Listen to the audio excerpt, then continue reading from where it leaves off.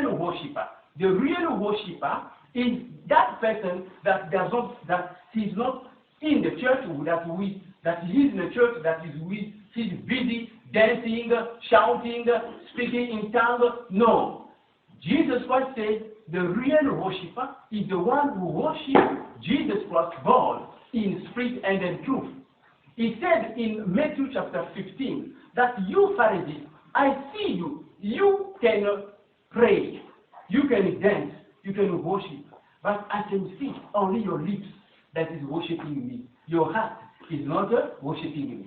A true believer worships the Lord in truth and in spirit from the bottom of his heart. And I believe that we have understood, and we are the true believer in the name of Jesus Christ. Hallelujah. We have understood that in Matthew 15, Jesus Christ, after criticizing the Pharisees, what he did? He left now the place and he went to a region called Tyre. In that region, he found now a true worshipper. He is now you and I, the pagan, what you call here the Gentile. We have explained that Jesus Christ was eating with his disciple at the table, and the woman came. She said, my daughter is possessed. Please, Jesus Christ, deliver my daughter. Jesus Christ said, no. The food I have, meaning that the food includes the gift of God. The food includes the word of God. Do you understand? He said, the food I have, it is for my children. It is not for you. The children he was referring to, it is the people of Israel. Because in John chapter 3, 16, it says, God sent Jesus Christ to deliver us. Only those who believe in him. But the special child of Jesus Christ, of Yahweh, it is Israel. From the covenant between God and Abraham. In that time, God promised Abraham, and from Abraham we have Jacob, we have Isaac, we have Joseph, and so you have now the 12 tribe of Israel. Israel is born. That is the chosen people of God. Jesus Christ came on his earth to deliver the child of God, the 12 tribe of Israel, because there was problem.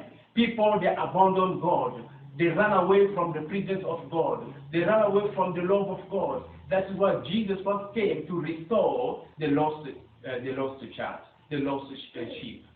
But that day, you and I, the Gentiles, in the presence of that woman, you were busy worshiping Jesus Christ, and Jesus Christ was busy mocking at us to say, I cannot give my food to the dog.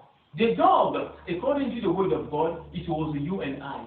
But what is amazing is that the dog that was criticized by Jesus Christ himself, it became the real worshiper. Hallelujah. That is the dog that said, even the dog eats the food, that the crumbs that falls from the table of the master. Jesus Christ was touched.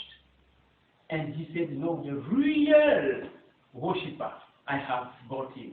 It is now the Gentiles. And we moved now to the encounter between Jesus Christ and the Samaritan woman that was in John chapter 4, from 15 to 25, where we understand that Jesus Christ now deliver the Gentiles. The Gentiles have to be delivered because he did not know God. He heard about God, but he did not know God.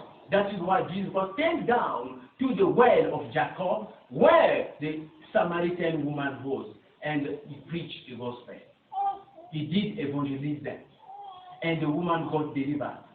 The woman was an adultery woman, an adulterous woman, but Jesus was to deliver him by using the means of a prophecy.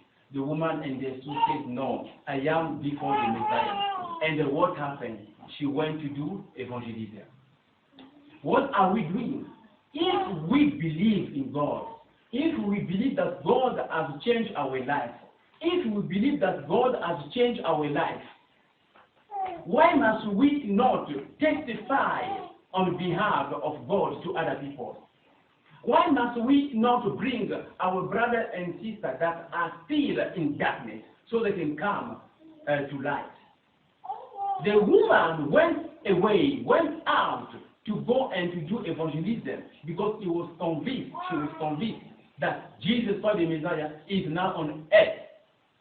You and I, we know that Jesus Christ is now with us, and he will never abandon us because he promised it to us in Matthew 28.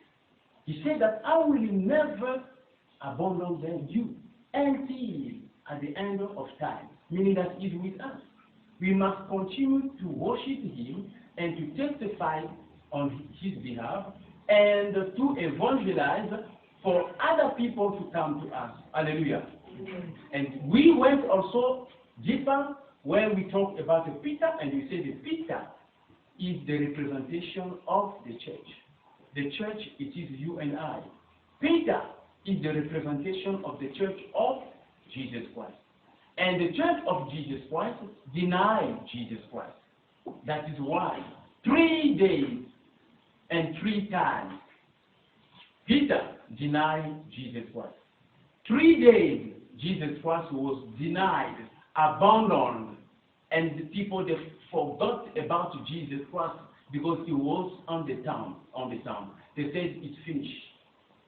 And after that, we know that Peter went now to do fishing, because he forgot about Jesus. He said everything is done, it's finished. Peter forgot the promise of God. He forgot the project of God. The project of Jesus Christ was after death, he will resurrect. And after resurrection, he will bring the Holy Spirit. But the Peter forgot. You and I, we forgot. And the Peter went to do fishing. But Jesus Christ restored the church. He went to meet Peter and he asked the 3 questions. Peter, do you love me? All of us, Jesus Christ, last Sunday, he asked us the same question. Do we love him? If we love Jesus Christ, we have to obey his command. And we believe that we understood and we have restored the love of God. The love of God has been restored. Because the best commandment, it is the love of God and the love of your neighbor. Other commandments, they come under it. So the most important law that we need to obey, it is the love of God and the love of our neighbor.